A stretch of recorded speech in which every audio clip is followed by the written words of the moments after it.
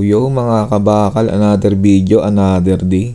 Samahan nyo ako, magliligpit tayo ng gamit kasi tapos na tayo sa pwesto natin. Lilipat naman tayo sa kabila. Pero yung lilipatan natin sa kabila, meron ng welding machine, yung welding machine ng Peter Napon. Sa ngayon, mag-aayos muna tayo ng gamit. Yan, bigat ng mga migani, mga kabakal. Ganun pa man, wala tayong magawa. Ganito senaryo mga kabakal pag apepesto at pagkatapos ka sa pesto mo. Same process mga kabakal. Yan, hakot mo. Kung ano yung mga hinakot mo papunta sa area mo, eh hindi nang hakot mo palabas. Kung ano yung mga basura, dilinisin mo. Sumabit pa nga. Ganun ba mga all goods mga kabakal. Laban lang talaga Japan, literal. Kapakabigat, isang timba. Pwede nang ikilo. Kung sa Pilipinas, pwede nang ibenta ba? Ibenta. Yan mga kabakal. Lahat ng gamit natin, ipapalingan natin sa taas. Isisilip na natin. Kasi yung lilipatan ko doon sa kabilang area, meron na mga gamit. Bali, ang dadaling ko na lang sa area na yun, welding mask, chipper grinder, bow grinder, yun, ganun. Yan, hihilayin na natin yung welding machine mga kabakal.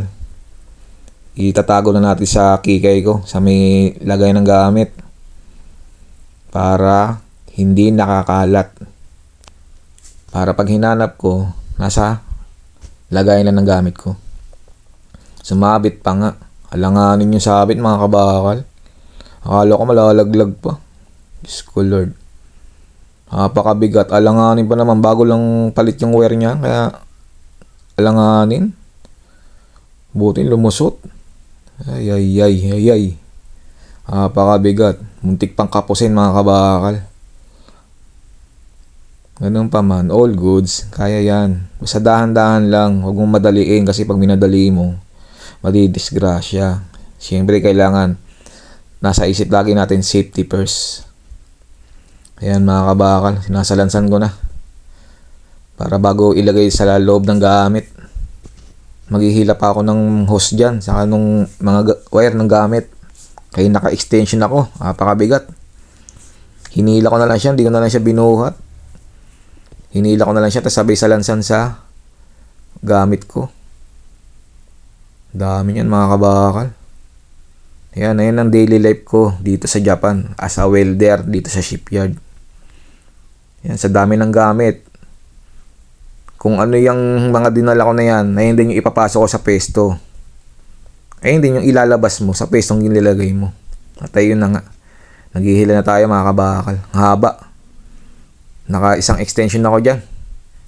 Kaya hinila ko na lang. Apakabigat. Di pwedeng buhatin. Sasakit yung ano natin, yung balakang.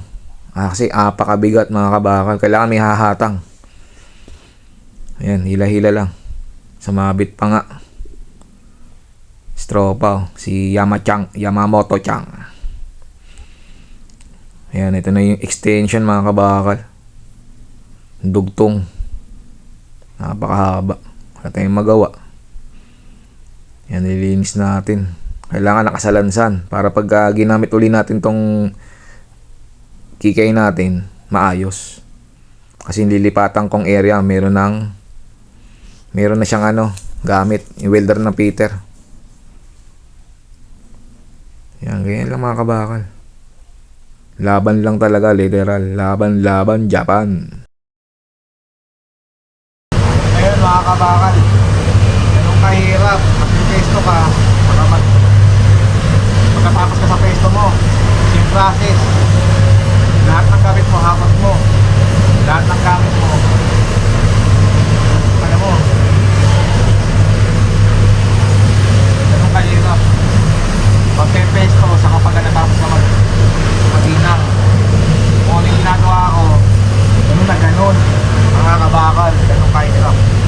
Ganun pa ba? All good. Halo lang. Babawi ka lang pagka nasa pesto ka na.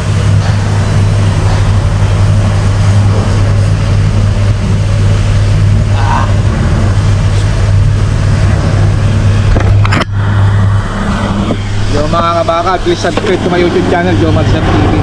Ay